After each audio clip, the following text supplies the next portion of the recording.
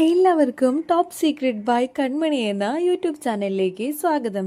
ഞാൻ ഇന്ന് വന്നിട്ടുള്ളത് മഴ തോരും മുൻപേ എന്ന സീരിയലിൻ്റെ വരാൻ പോകുന്ന അടിപൊളി എപ്പിസോഡിൻ്റെ റിവ്യൂ ആയിട്ടാണ്. ഇതുവരെയും ചാനൽ സബ്സ്ക്രൈബ് ചെയ്യാത്തവർ പെട്ടെന്ന് തന്നെ സബ്സ്ക്രൈബ് ചെയ്യുക. എങ്കിലേ വരാൻ പോകുന്ന അടിപൊളി എപ്പിസോഡുകളുടെ റിവ്യൂ പെട്ടെന്ന് തന്നെ നിങ്ങൾക്ക് കാണാൻ കഴിയൂ. ഇന്ന് നമുക്ക് വീഡിയോയിലോട്ട് പോവാം. അലീന വൈജിയുടെ മകളാണ് എന്നുള്ള കാര്യങ്ങളെല്ലാം തന്നെ ശിവൻ കമലയോട് പറയുന്നുണ്ട്. കമലയ്ക്ക് അതൊന്നും വിശ്വസിക്കാൻ പോലും കഴിയുന്നില്ല. കമല പറയുന്നുണ്ട്, സ്വന്തം മകളെയാണല്ലേ അപ്പോൾ വൈജായി ഇത്രയും നാളും ഉപദ്രവിച്ചു കൊണ്ടിരുന്നത്. നമ്മളെല്ലാവരും ഇത്രയേറെ വെറുത്തിരുന്നത് വൈജിയുടെ സ്വന്തം മകളെ ആയിരുന്നല്ലേ എന്നെല്ലാം കമല ആ കാര്യങ്ങളൊന്നും തന്നെ നമുക്ക് അറിയുമായിരുന്നില്ലല്ലോ. അറിയുമായിരുന്നെങ്കിൽ നമ്മൾ ഇങ്ങനെ ഒരിക്കലും അലീനയോട് പെരുമാറുമായിരുന്നില്ല. ഇതിപ്പോ ബാലചന്ദ്രന്റെ മകളാണെന്നല്ലേ അവൻ പറഞ്ഞു വിശ്വസിപ്പിച്ചത്. ആ ഒരു കാരണം കൊണ്ടല്ലേ നമ്മൾ അവളെ അവിടുന്ന് എങ്ങനെയെങ്കിലും പുറത്ത് ചാടിക്കണം എന്നെല്ലാം വിചാരിച്ചത്. എന്നാൽ ഇപ്പോൾ കാര്യങ്ങളെല്ലാം തകിടം മറിഞ്ഞിരിക്കുകയല്ലേ. വൈജയുടെ മകളാണ് അലീന എന്ന സത്യം മനസ്സിലാക്കിയപ്പോൾ ഞാൻ ആകെ ബാലചന്ദ്രന്റെ മുന്നിൽ എന്ത് ചെയ്യണമെന്നറിയാത്ത അവസ്ഥയിലായിപ്പോയി. ഈ ഭൂമി പിളർന്ന് ഞാൻ താഴോട്ട് പോയിരുന്നെങ്കിൽ എന്നടക്കം ഞാൻ ചിന്തിച്ചിട്ടുണ്ട്. കാരണം ഒരു കുഞ്ഞുണ്ടായതും അവളുടെ പഴയ കാര്യങ്ങളെല്ലാം തന്നെ മറച്ചു വെച്ചിട്ടാണല്ലോ നമ്മൾ ബാലചന്ദ്രന് വൈജിയെ വിവാഹം ചെയ്തു കൊടുത്തത്. എന്നിട്ട് എല്ലാ കാര്യങ്ങളും ബാലചന്ദ്രൻ മനസ്സിലാക്കിയിട്ടും നമ്മുടെ മുന്നിൽ ഒന്നും അറിയാത്ത ഒരാളെ പോലെയാണ് പെരുമാറിയത്. ഇതെല്ലാം ആലോചിക്കുമ്പോൾ എനിക്കാകെ നാണക്കത്തിനിപ്പോൾ നമുക്ക് എന്ത് ചെയ്യാൻ കഴിയും. വൈജയ്ക്ക് അങ്ങനെ ഒരു കഴിഞ്ഞ കാലം ഉണ്ടായിപ്പോയി. എന്നാൽ ഇങ്ങനൊരു കുഞ്ഞുള്ള കാര്യമൊന്നും നമുക്ക് അറിയില്ലായിരുന്നല്ലോ എന്നെല്ലാം കമല പറയാണ്.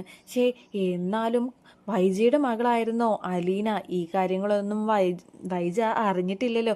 വൈജ അറിഞ്ഞാൽ ഇനി എങ്ങനെയൊക്കെയാവും അവളുടെ പ്രതികരണം എന്ന് എനിക്ക് ഊഹിക്കാൻ പോലും സാധിക്കുന്നില്ല എന്നെല്ലാം പറയാണ്. ശിവൻ പറയുന്നുണ്ട്, വൈജ ഈ കാര്യങ്ങളൊന്നും അറിയാതിരിക്കില്ല. എങ്ങനെയായാലും വൈജ ഈ കാര്യങ്ങളെല്ലാം ഒരിക്കൽ അറിയും.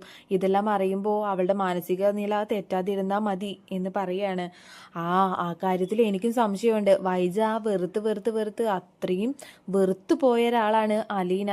അത്രയും വെറുത്ത ഒരാൾ തന്നെ സ്വന്തം മകളാണ് എന്ന് മനസ്സിലാക്കുന്ന സമയത്ത് വൈജ എങ്ങനെ പ്രതികരിക്കുമെന്ന് എനിക്ക് പോലും ഊഹിക്കാൻ കഴിയുന്നില്ല എന്ന് പറയാണ്.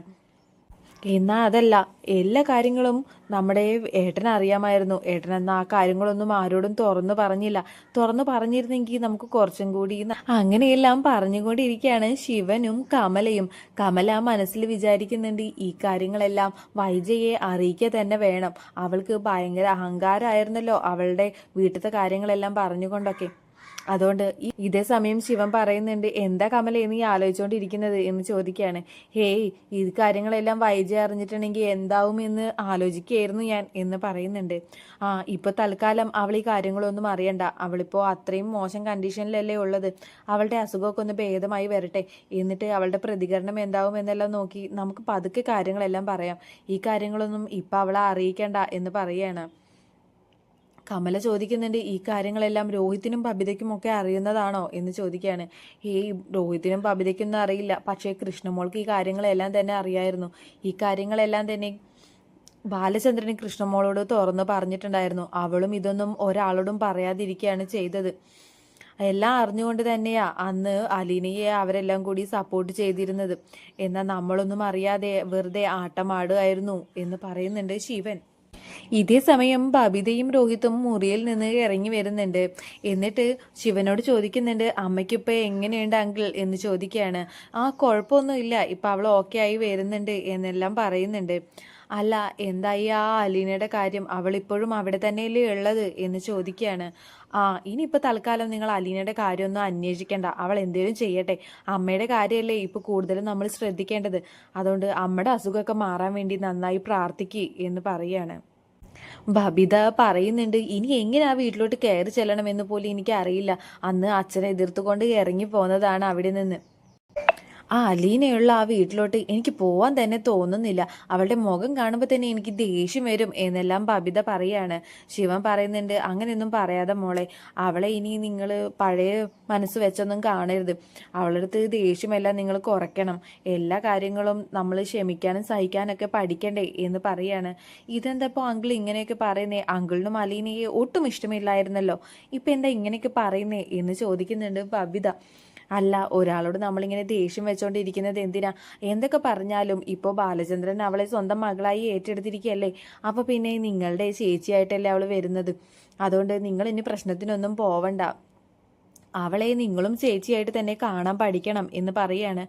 ഇതെന്തു പറ്റി അങ്കിളിന്? ഇങ്ങനെയൊന്നും ആയിരുന്നില്ലല്ലോ ഇത്രയും ദിവസം പറഞ്ഞുകൊണ്ടിരുന്നത്. ഇപ്പൊ പെട്ടെന്ന് എന്താ ഇങ്ങനെ ഒരു മനമാറ്റം എന്ന് ചോദിക്കുകയാണ് ബബിത. ശിവൻ പറയുന്നുണ്ട്, പെട്ടെന്ന് മനംമാറ്റമൊന്നും അല്ല, എനിക്കും ഇപ്പോൾ ആലോചിച്ചപ്പോൾ തോന്നുന്നത് അത് തന്നെയാണ് ശരിയെന്നാണ്.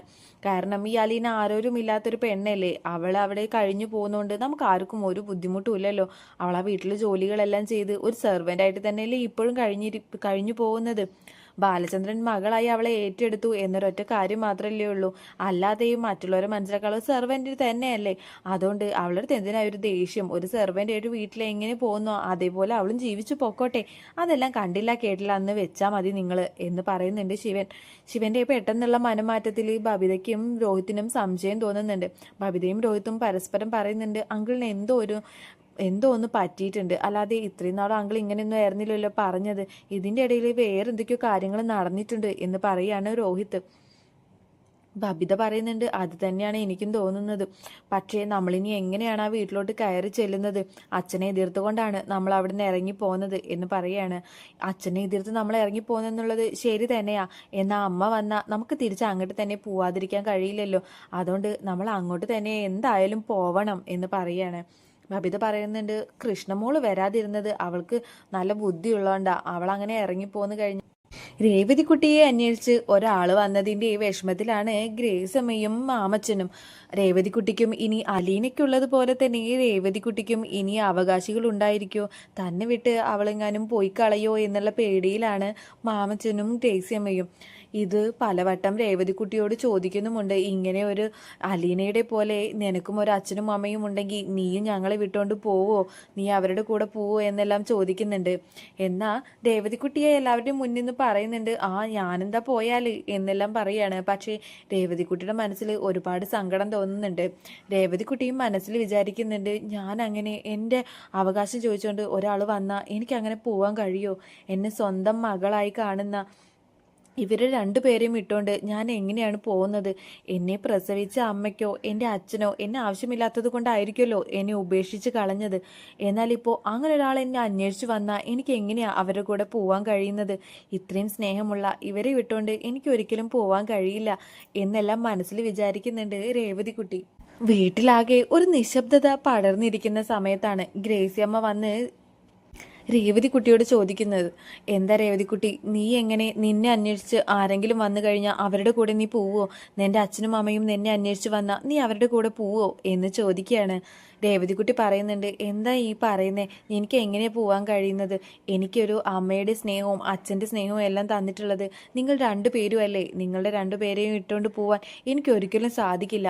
ഇനി എത്ര പേര് വന്നാലും എൻ്റെ സ്വന്തം അച്ഛനും അമ്മയും എന്നെ വന്ന് ചോദിച്ചാലും ഞാൻ ഒരിക്കലും പോവില്ല. കാരണം എൻ്റെ അച്ഛനും അമ്മയും നിങ്ങളാണ് എനിക്ക് ഒരു അച്ഛൻ്റെയും അമ്മയുടെയും സ്നേഹമെല്ലാം തന്നത്. എനിക്കൊരിക്കലും നിങ്ങളെ വിട്ട് പോകാൻ കഴിയില്ല എന്ന് പറഞ്ഞ് ഗ്രേസിയമ്മയെ കെട്ടിപ്പിടിച്ചുകൊണ്ട് കരയുന്നുണ്ട് രേവതിക്കുട്ടി. ഗ്രേസിയമ്മയ്ക്ക് ഇത് കേൾക്കുമ്പോൾ ഒരുപാട് സന്തോഷമാവുകയാണ്. എനിക്കിത് മാത്രം കേട്ടാൽ മതി, ഇപ്പോഴാ ഒരു സമാധാനമായത്. ഞങ്ങൾ രണ്ടുപേരും ഈ കാര്യം ആലോചിച്ച് ചേച്ചി ഇവിടുത്തെ സാറും മേഡം എന്നോട് ചോദിക്കുകയാണ്, ഞാനെങ്ങാനും എന്നെ അന്വേഷിച്ച് ആരെങ്കിലും വന്നു കഴിഞ്ഞാൽ ഞാൻ അവരുടെ കൂടെ പോവുമെന്ന്.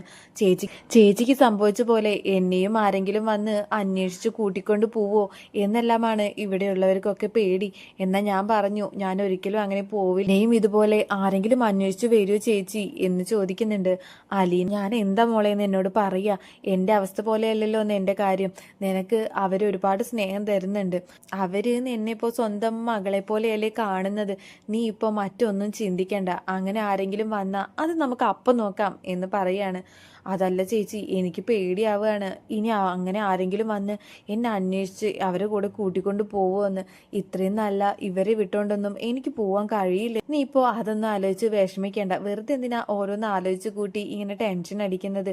നീ ഒന്നും മിണ്ടാതെ വെച്ചിട്ട് പോയേ എന്ന് പറയുന്നുണ്ട് അലീന. ഇത്രയുമാണ് വരാൻ പോകുന്ന എപ്പിസോഡിൽ. ഈ എപ്പിസോഡിന്റെ ബാക്കി ഭാഗവുമായി അടുത്ത ദിവസം വരുന്നതായിരിക്കും. വീഡിയോ ഇഷ്ടപ്പെട്ടാൽ ലൈക്ക് ചെയ്യുക.